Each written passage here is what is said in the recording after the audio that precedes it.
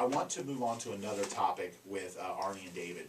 We've talked on the show in the past about how important it is for a home seller and the seller's agent to analyze and be skeptical about the buyer's pre-approval letter, because not all lenders are created the same.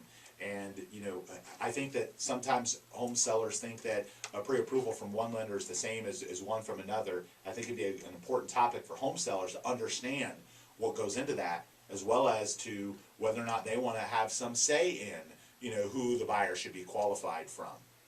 Yeah, I think just like you take your car to a specific mechanic, or you want a specific person to work on your house, or you go to a specific lawyer over another one.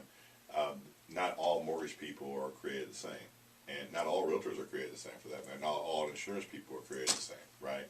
And so it's really important that in this market, as a seller, you really don't have a say-so historically or culturally or in this market by who is going to do the financing on the house you're selling. And I think that's something you can change if you request it. Sure. Yeah, and that way you be more assured, because the worst thing in the world is to get your mouth all watering that you're about to sell a house, and then the loan doesn't go through, and it happens a lot.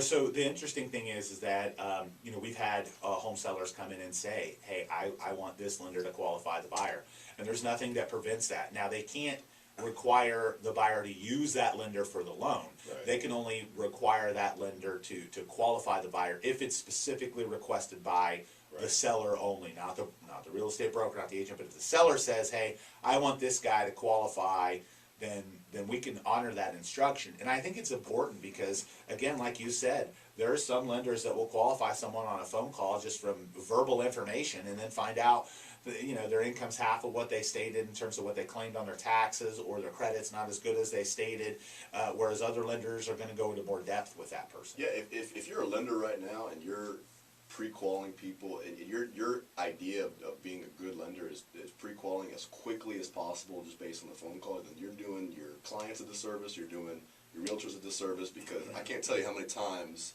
we get documentation that is different than what the client is talking about. And they're not trying to be, deceitful or anything like that. It just there's things on tax returns that you may not know that your CPA did, and it's just commonly there, and it shows up, quite frankly, a lot more than you would think, and that has the ability to significantly maybe kill a deal or significantly alter it and cause some delays. Yeah, I've been doing this a long time, and I've managed hundreds of loan officers, and I would tell you that there are a lot of loan officers out there that will say they need your tax returns, or they need your pay stub, or they need your bank statement, and yet you send it to them, and they delegate somebody else looking at that as opposed to them looking at it themselves to make sure there's a problem. So, in our world at Waterstone, we want the loan officer to look at the document to make sure that there's not going to be a problem. Now, he could make a mistake, but we have backup systems. A lot of loan officers don't even want to mess with it. They don't even know what they're looking at, to be honest with you. Or they don't ask for it. They just send off the pre-qual letter, say everything's good to go, and they cross their fingers and hope and pray for magic, and that everything will turn out okay with the buyer. And sometimes it does. But I can tell you firsthand that we've had numerous occasions where home sellers have accepted an offer from a buyer that they thought was very well qualified and in good faith. And we've reached out to the loan officer to get additional information, and then we start getting through the process, and then find out the person had a 580 credit score, and the lender was hoping to get their credit score up during the underwriting period, or there was some collection or charge off or some income obstacle, and that wasn't disclosed up front. And obviously it makes the lender look bad, but it puts the seller at risk for taking their house off the market. So we've obviously, we've been in the business long enough to know when we see a qualification or pre-qual from a lender, who the good ones are, and who are the ones that we've never heard of before that we're concerned about. But ultimately, the seller can have some control over that process. Is there a big difference between a pre-qualification and a pre-approval? That's a great question, I think, to you. Yeah, there's a huge difference. Pre-qualification is I can spend 5 minutes right here talking to you and ask you a few questions and pre-qualify you. Okay. But that doesn't mean that you can back that up with documentation. Pre-approval's a So whole pre-approval, we've gone through and filled out some paperwork, and you've verified a lot of things. Yeah, we looked at some of your documents and maybe even run it through the underwriter. And here's what I would tell you about the market today. You're short on inventory, if you're having bidding wars, homes are selling fast, buyers are losing out, get pre-approved. Don't even mess around with the pre-qual. Get pre-approved. Be ready to go. Be ready to make your offer and look solid and strong. I mean, all across the board, be pre-approved. Don't just have them do.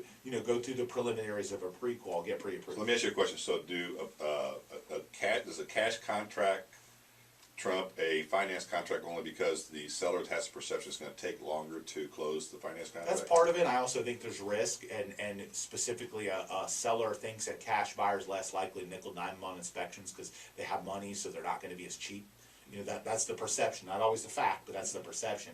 I think it's also the cash is cleaner and quicker generally, yeah, and I think less risk from the seller's perspective. Now, difference in pre-qual versus pre-approved is like another level, right? You've got somebody who's pre-approved, they're a little bit more serious. They've gone through some steps. They've got some skin in the game. They've had their credit run.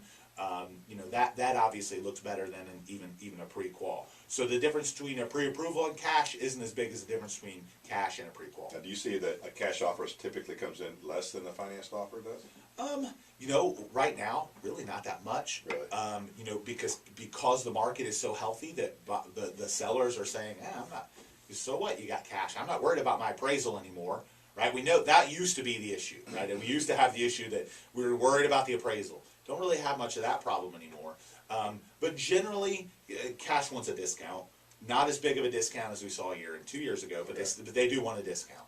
So I've had two schools of thought. I've had recently some customers talk to me, and one doesn't have the money to pay cash and is a little frustrated because he's losing out to cash offers. And I said the only way to combat that is to get yourself pre-approved. Yeah, and big get step. be 100% ready to go.